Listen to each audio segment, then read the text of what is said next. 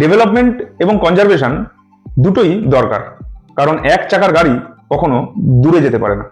বর্তমানে আন্দামান আর নিকোবর আইল্যান্ড ভারতের একটা অন্যতম গুরুত্বপূর্ণ টপিক হয়ে উঠেছে।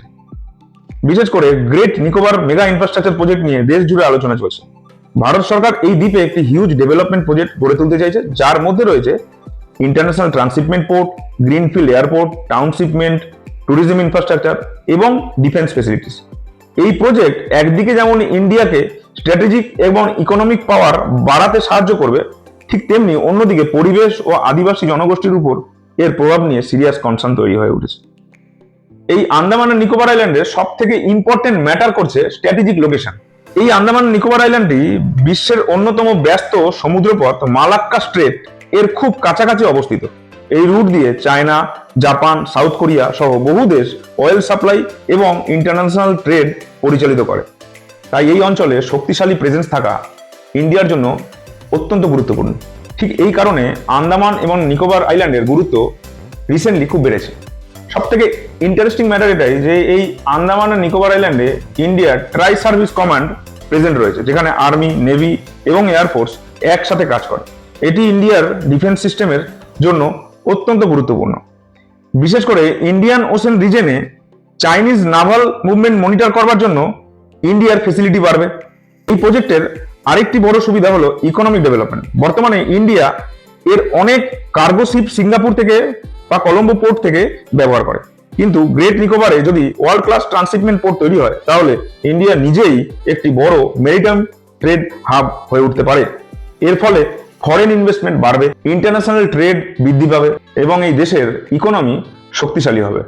এছাড়াও এই প্রজেক্টের মাধ্যমে এমপ্লয়মেন্ট তৈরি হবে, যে কারণে construction, tourism, transport, hotel, business এবং সার্ভিস সেক্টরে হাজার হাজার মানুষের কাজের সুযোগ তৈরি হবে। আর সব থেকে মোস্ট ইম্পর্টেন্ট হচ্ছে ট্যুরিজম সেক্টর।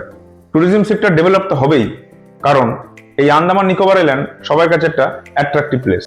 তবে হ্যাঁ, এই প্রজেক্টের জন্য কিছু ডিসঅ্যাডভান্টেজও আছে, যেটা মাথায় রাখতে হবে। যেমন সবচেয়ে বড় কনসার্ন হলো এনভায়রনমেন্টাল ড্যামেজ। এনভায়রনমেন্টালিস্টদের মতে এই প্রজেক্টের জন্য হাজার হাজার গাছ কাটতে হতে পারে এবং ফরেস্ট ডিস্ট্রয় হওয়া আশঙ্কা রয়েছে। গ্রেট নিকোবর আইল্যান্ড একটি ইকোলজিক্যালি সেন্সিটিভ এরিয়া। এখানে বহু রেয়ার স্পিসিস বাস করে। কোরাল রিফস এফেক্টেড হতে পারে।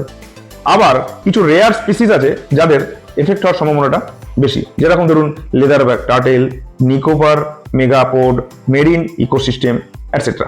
তারপরে আসছে ট্রাইবাল কমিউনিটি রিস্ক। ইন্ডিজিনিয়াস কিছু ট্রাইবস যেমন শোম্পেন, নিকোবরিজ, এদের কালচার এবং লাইফস্টাইল এফেক্টেড হতে পারে। এরপরে আসছে ন্যাচারাল ডিজাস্টার রিস্ক। আন্দামান ও Nicobar island earthquake prone area এবং সুনামি প্রোন এরিয়া। 2004 সালে সুনামি হিউজ ডিস্ট্রাকশন করেছিল এই আন্দামান নিকোবরে। তাই যেহেতু এত বড় একটা মেগা ইনফ্রাস্ট্রাকচার প্রজেক্ট, তো ফিউচারে এটার একটা রিস্ক ফ্যাক্টরও থেকে যাচ্ছে। তারপরে আসে ইকোলজিক্যাল ইমব্যালেন্স।